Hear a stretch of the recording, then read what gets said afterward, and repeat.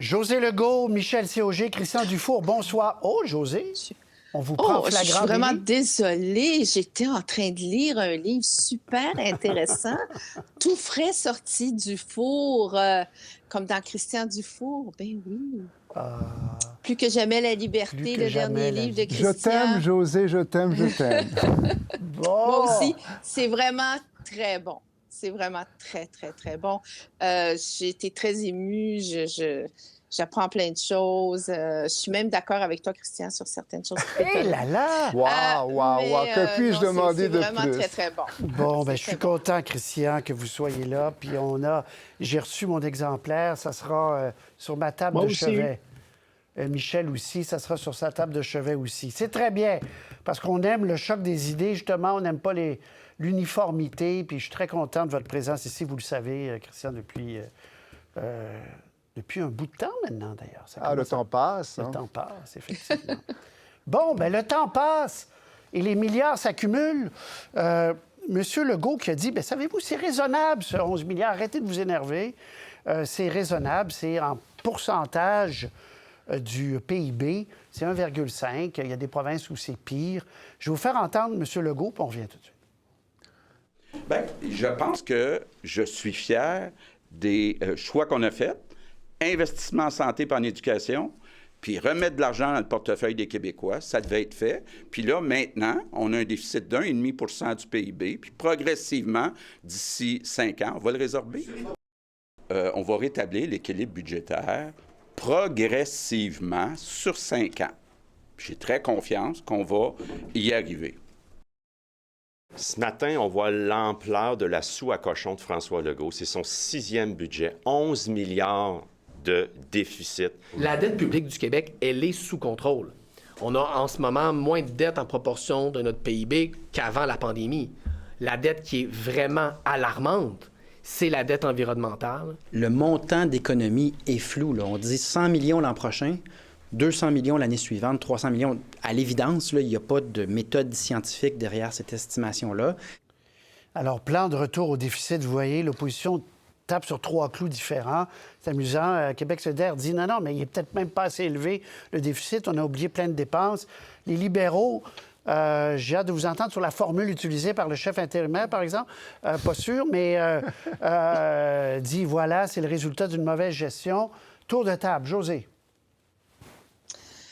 Oui, non, c'est ça. Marc Tanguay est allé vraiment très, très, très fort là, avec son expression. Mais écoutez, je pense que sur le fond de la question, bien, sur la forme, premièrement, moi, j'ai remarqué que ce matin, M. Legault, pour la première fois depuis très longtemps, était affirmatif. Hein? Il était en confiance, son discours était clair. On peut être pour ou contre ses explications, on peut penser qu'elles tiennent debout ou pas.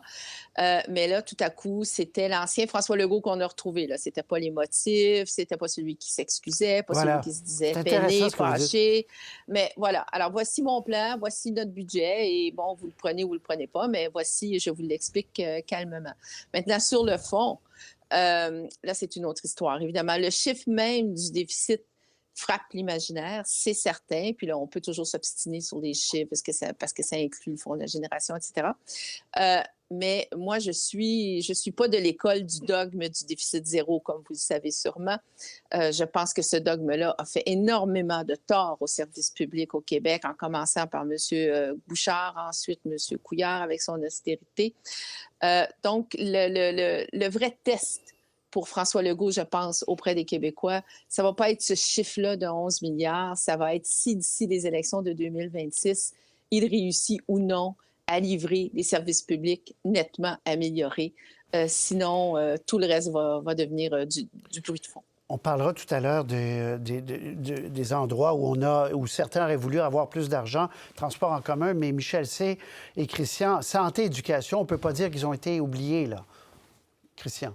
Non, ils n'ont pas été oubliés. Le problème, je pense, de l'exercice qu'on a vu, c'est la crédibilité. Au mois de novembre, à la mise à jour économique qui se fait chaque année à l'automne, on prévoyait un déficit de 4 milliards. Là, il est à 11, quasiment 3 fois plus. Qu'est-ce qui s'est passé? Les négociations du secteur public, oui, c'est 3 milliards, ça, c'est pas... Alors, c'est ça qui est le problème. On peut, à partir de maintenant, croire qu'on va revenir au déficit zéro un jour et tout ça. Le problème n'est pas là. Le problème, c'est est-ce que ce gouvernement-là, maintenant, a la crédibilité? Un gouvernement, ne l'oublions pas, de comptables. On a eu des gouvernements de docteurs, des gouvernements de professeurs, puis des gouvernements de technocrates. Ça, c'est un gouvernement de comptables. Puis les comptables savent plus compter, on dirait. Et ça, c'est un problème de crédibilité qui va rester avec le gouvernement pour assez longtemps. Christian. Oui, je pense qu'on va moins s'aimer, José et moi, sur ce dossier-là. Je trouve que là, il y a beaucoup de chiffres, il y a beaucoup de pourcentages, de comparaisons, de prévisions, d'explications, de justifications. Une chatte qui perd ses petits. Il y a beaucoup d'arbres, mais il ne faut pas perdre de vue la forêt.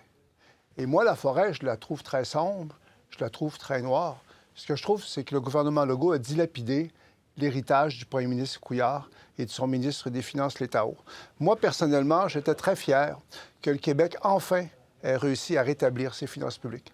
Je trouve que ça nous donnait une crédibilité comme société parce que pendant très longtemps, on avait l'impression qu'on n'était pas capable, en fait, de faire ça.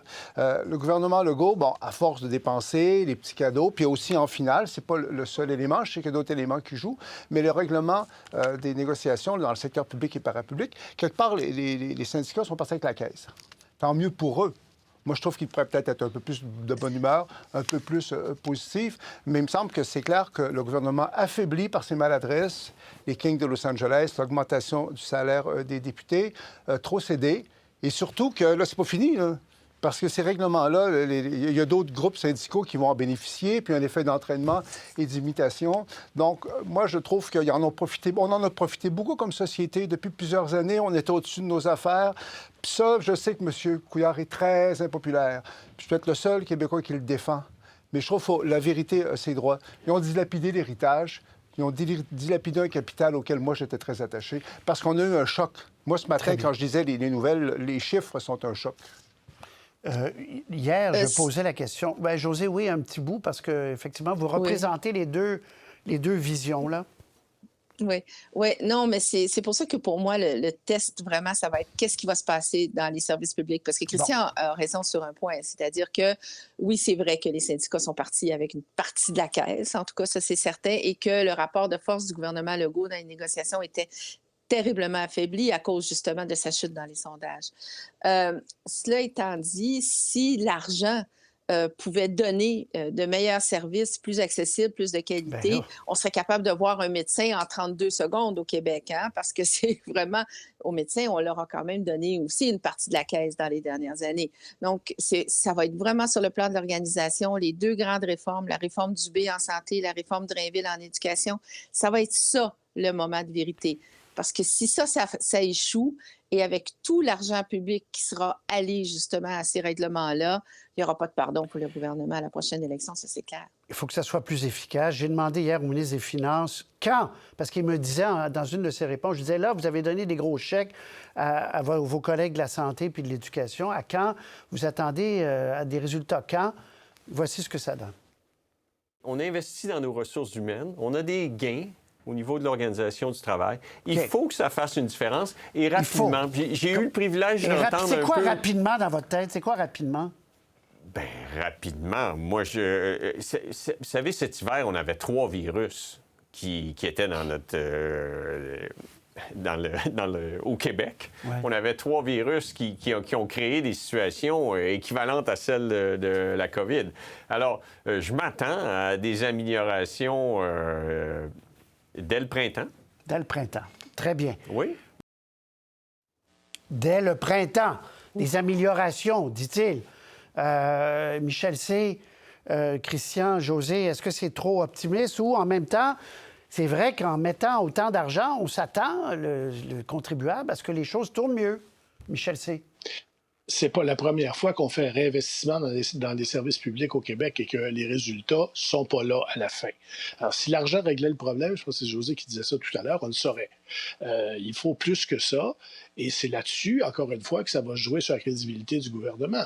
Est-ce que M. Dubé, qui a fait une énorme réforme qui est d'abord et avant tout une réforme bureaucratique, il faut le dire, est-ce que ça va marcher? Est-ce que la réforme Drainville dans les écoles, elle va marcher? Et est-ce qu'il y aura des sous pour réparer le plafond qui tombe sur la tête des enfants? Parce que ça aussi, c'est un problème. Il y a un problème de vétusté absolument énorme dans notre système d'éducation. Alors, ça, les gens vont le voir. Les gens vont en entendre parler.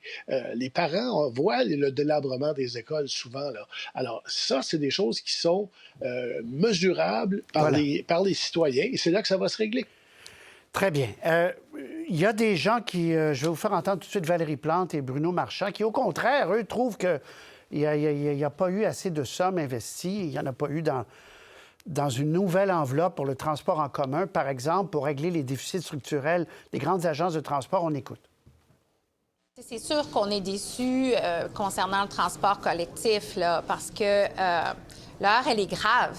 On prend acte du budget et de la réduction de de la coupure de 400 millions dans le transport collectif. Puis, il faut se le dire, là, c'est-à-dire 400 millions de réduction, on n'avait pas vu ça depuis 2013, quand c'était dans la période d'austérité. Donc, c'est sûr que pour nous, ça nous inquiète parce qu'on ne veut pas toucher aux services, on veut trouver des solutions. L'espoir, il repose sur quoi? Il repose sur l'urgence. Gilles a parlé de rattrapage, il a tout à fait raison. Le rattrapage par rapport aux grandes villes canadiennes, par rapport à Montréal, mais aussi sur l'urgence, sur la somme des besoins qu'on a en mobilité dans la région. Si on ne bouge pas, plus on reste stagnant présentement, plus on prend du retard à faire lever les projets, et plus il coûte cher. C'est ça aussi le problème. Ce décalage énorme entre les besoins exprimés un peu partout et l'argent disponible, Christian Dufour aussi. Bien, ça, c'est classique, que quand il y a un budget, il y a un tas de gens qui ne sont pas satisfaits. Je vais être très méchant, mais je trouve que Mme Plante, dans ce domaine-là, sa crédibilité est très minimale. Je trouve qu'elle devrait peut-être faire le ménage dans ses propres finances publiques pour que les taxes à Montréal arrêtent d'augmenter puis qu'on arrête d'engager des fonctionnaires. Ma méchanceté étant dite. Le gouvernement continue quand même à dépenser dans ces secteurs-là. Hein? Il reste que... S'il explique d'ailleurs pourquoi le déficit est plus grand. C'est un budget qui est, jusqu'à un certain point, équilibré, nuancé. Mais moi, je juge le résultat brut. Hein? Et puis aussi, ce qu'il y a d'ironique, au fond, c'est que même si, dans le secteur des négociations dans le secteur public, là, même si le gouvernement a beaucoup trop cédé, ça ne l'a même pas rendu populaire. Il n'en profite même pas. Hein? Puis moi, comme Québécois, là, j'aurais aimé ça que les syndicats, qu'on nous dise qu'est-ce que les syndicats ont donné, dans les façons de faire, changer les choses. Je pense qu'il faut le dire et le redire, là, pour le prix qu'on a payé. Peut-être qu'il fallait payer ce prix-là. Là. Bon, moi, je ne suis pas un expert là-dedans. Mais qu'est-ce qu'on a eu en retour comme changement structurel? Michel C., hier, quelqu'un évoquait l'idée de faire un sommet avec les syndicats en éducation, puis le ministre, tout le monde disait, bon, bien là, qu'est-ce que vous allez faire de différent aussi? Est-ce que tout le monde va mettre l'épaule à la roue, Michel? D'abord, le gouvernement a dit, pendant toutes les négociations du secteur public, on veut des changements aux façons de procéder. Ça, c'est lui qui décide s'il a reçu suffisamment ou pas. De toute évidence, s'il a signé un papier, c'est parce qu'il estimait qu'il avait fait le pas dont il avait besoin. Après ça, il vivra avec ses contradictions s'il ne l'a pas fait. Mais... Et M. Nadeau-Dubois et Mme Plante disaient une chose quand même importante. Là. Le déficit environnemental, il n'est pas là-dedans. Le gouvernement n'est pas dans la question du réchauffement climatique, de l'adaptation à ça et de la nécessité d'avoir plus de transport collectif. Et ça aussi, ça va être un gros problème dans les grandes villes du Québec parce qu'on a une congestion énorme et la façon de s'en sortir, c'est le transport collectif. Puis le gouvernement, encore une fois, n'est pas intéressé par le transport collectif et n'est pas intéressé à tout ce qui touche l'environnement. C'est un peu triste. Oui. José?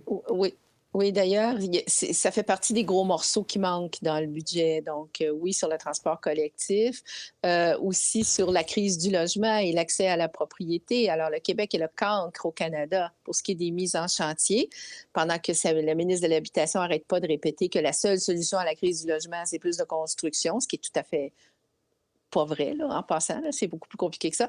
Mais ça prend des nouvelles constructions et ça en prend beaucoup. Et il n'y a rien dans le budget là-dessus. C'est quand même assez dramatique, ça. Juste avant d'aller en ondes, je voyais notre collègue Aaron Derfeld de la Gazette qui vient de passer à travers